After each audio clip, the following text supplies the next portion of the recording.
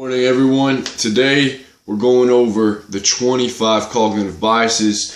24 on the list is the reason respecting bias. Okay, write that down. We're going to dive in and learn that. Now, this is a passage from the 25 cognitive biases, and reason respecting looks like this. He says, there is in man, particularly one in an advanced culture, a natural love of accurate cognition and a joy in its exercise. This accounts for the widespread popularity of crossword puzzles, other puzzles, chess, as well as all games requiring mental skill. So, this tendency has an obvious implication. It makes man especially prone to learn well when a would-be teacher gives correct reasons for what is taught, instead of simply laying out the desired belief with no given reason. So, few practices, therefore, are wiser than not only thinking through reasons before giving orders, but also communicating these reasons to the recipient of the order. So, one explanation, he says, no one knew this better than this Karl Braun guy who designed oil refineries, and his policy in his company was, he had a very simple rule. You had to tell who was to do what, where, when, and why. And if you wrote a communication leaving one of these out without giving an explanation about why the order given is necessary, then this Karl Braun guy was likely to have you fired, because he believed that giving a reason, giving an explanation or an excuse was extremely important, because then the employees, the people in the company, were more likely to complete that task that was given, that order that was given. And this comes from a conditioned reflex in humans, based on a widespread appreciation of reason. We want reason. We love reason so much because it's the quickest way to learning, to making sure that we're doing something of value. It says the reason respecting bias is so strong that even a person giving meaningless or incorrect reasons will increase compliance with his orders and requests. So, pretty much having an excuse ready.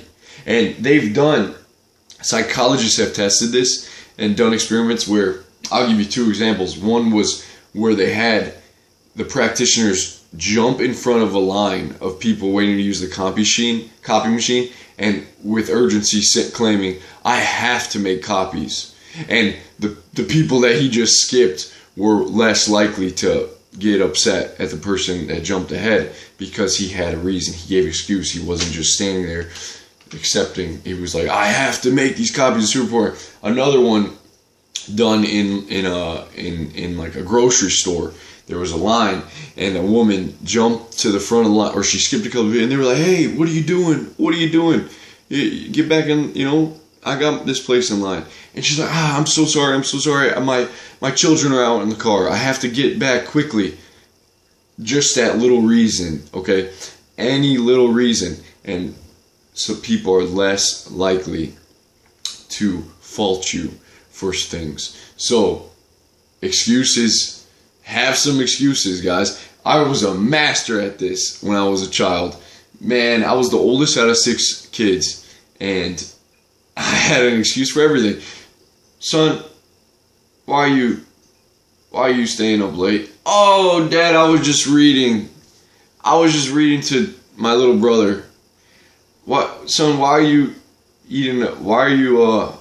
getting seconds? Oh, Dad, yeah, Mom, I just got into working out. I'm just trying to build more muscle. It's okay.